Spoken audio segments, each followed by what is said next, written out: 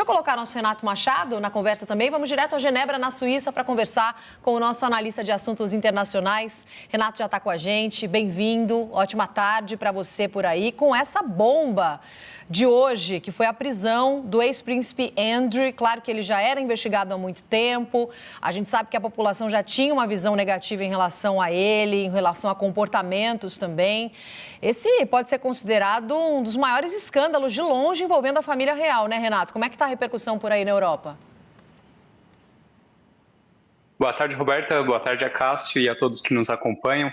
Olha, Roberta, sim, é um dos maiores escândalos da família real e olha que a família real, ela não é das mais tranquilas, né? A gente teve ao longo da história pessoas que perderam seu título e suas posições por terem lutado na Primeira Guerra ao lado da Alemanha, teve um rei que abdicou para poder casar com uma socialite americana que era divorciada, que era proibido para o padrão do Reino Unido, para a igreja anglicana.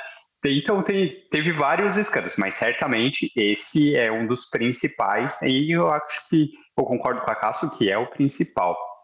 Olha, a reação aqui está sendo avassaladora. Assim, todos os jornais da Europa, os principais veículos de mídia estão tratando do assunto, como não podia ser diferente. E o príncipe Andrew, ele já era problemático ao longo da sua vida, né? Mesmo antes do caso Epstein, ele já virava notícia de veículos britânicos porque gastava em excesso com o dinheiro da família real, usava helicópteros para ir jogar golfe, voltava a tempo do almoço, tudo isso saía no relatório anual da família real e isso dava muito dor de cabeça.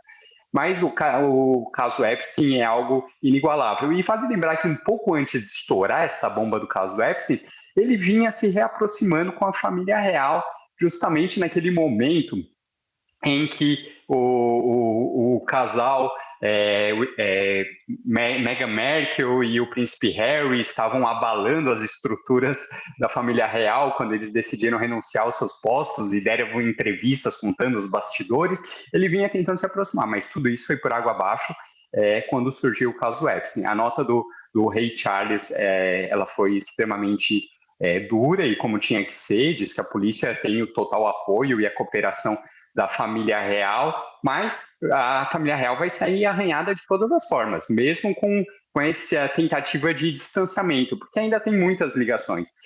Você citou o caso da primeira sobrevivente do caso Epstein, teve um processo na justiça e que ele pagou 12 milhões de libras e até hoje se questiona qual a fonte desses recursos. Ele falou que foi um empréstimo, só que os parlamentares britânicos estavam cobrando a família real. E aí, ele pagou e isso a gente não tinha resposta. Mais um detalhe que é importante, só dando sequência ao que o Acácio falou, a diferença de tratamento nos Estados Unidos e na Europa. Nos Estados Unidos, isso está sendo um assassinato de reputações, está pegando todo mundo, está levantando suspeitas sobre todo mundo. Mas até quando esteve no Congresso, a Penny Bondi, da administração americana, ela foi questionada se haviam sido abertas novas frentes de investigação na medida que tantos nomes aparecem e ela não respondeu, porque ao que tudo indica não haverá investigações formais. A Europa, na França, 2 inquéritos abertos, no Reino Unido, essas investigações que o Acácio citou e que inclusive que levou à prisão do príncipe Andrew, primeiro-ministro sob risco, Keir Starmer, sem ter ligação direta com o Jeffrey Epstein, mas por ter indicado para embaixador em Washington uma pessoa com relações, o Jeffrey Epstein, que é o Pete Mandelson. Então, a reação por aqui, além de abalar a imagem das pessoas, está tendo consequências muito maiores que nos Estados Unidos. Sem dúvidas. E você até relembrou alguns fatos históricos, mas do ex-príncipe Andrew me parece muito, muito mais grave. Aliás, o primeiro do alto escalão da família real britânica a ser preso, Acácio, vou passar a bola para você, em 377 anos. É muito tempo de história e isso dá a magnitude do tamanho desse escândalo, né? Ô, Renato, essa diferença de tratamento entre as autoridades europeias e as norte-americanas pressiona de alguma forma aos Estados Unidos agirem, começar a prender pessoas? Isso de alguma forma pode trazer alguma pressão para eles começarem a lidar com esse escândalo de uma forma diferente? Olha, Cássio, eu acho que a pressão já está lá, só que é difícil mover a administração Trump. A gente viu a sessão no Congresso em que a Pam Bondi ela prestou esclarecimentos, a guerra que foi, a troca de acusações, inclusive com ofensas dela para cima de parlamentares. Então, existe essa pressão. Mas, por outro lado, é muita gente envolvida. Então, você vê mesmo o Partido Democrata, ele cobra em algumas ações, só que daí depois ele fica na retaguarda quando a atual administração parte para cima de Bill Clinton e Hillary Clinton, que, por sinal, vão ao Congresso na próxima semana.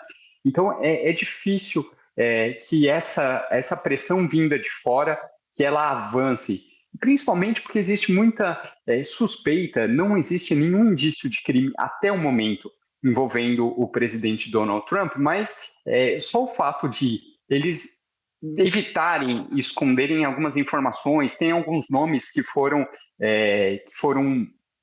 sublinhados por cima, que foram escondidos nos relatórios, que levanta especulações. Então, acho que tudo isso é também uma fonte de desgaste para o Donald Trump, que era um grande amigo de Jeffrey Epstein no século passado, eles tinham rompido no início desse século, mas a suspeita permanece. Então, como é uma fonte de desgaste, eu acho que a gente tende a ver a administração americana mais fechado possível em relação a isso.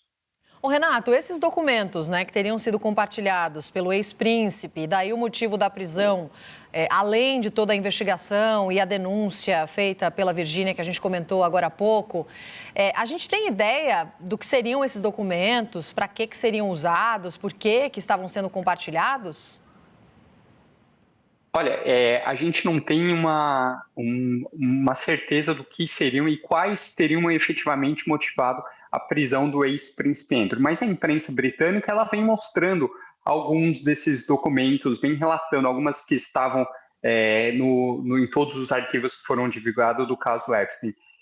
Por exemplo, teria sido um relatório interno da área comercial sobre oportunidades de investimentos no Afeganistão. Esse teria sido um dos que foi parar nas mãos de Jeffrey Epstein. Outros seriam relatórios de viagem que haviam sido feitos por autoridades do Reino Unido para países como Singapura, Hong Kong, também ligado a questões comerciais. Então, acredito que seja um pouco nessa linha. Só lembrando que Pete Mandelson também, o ex-embaixador do Reino Unido, além de ter fotos de roupão ao lado de Jeffrey Epstein, ele também é acusado de vazar documentos. Esse foi um dos motivos que ele teria perdido o cargo e agora teria renunciou ao seu cargo no Congresso do Reino Unido.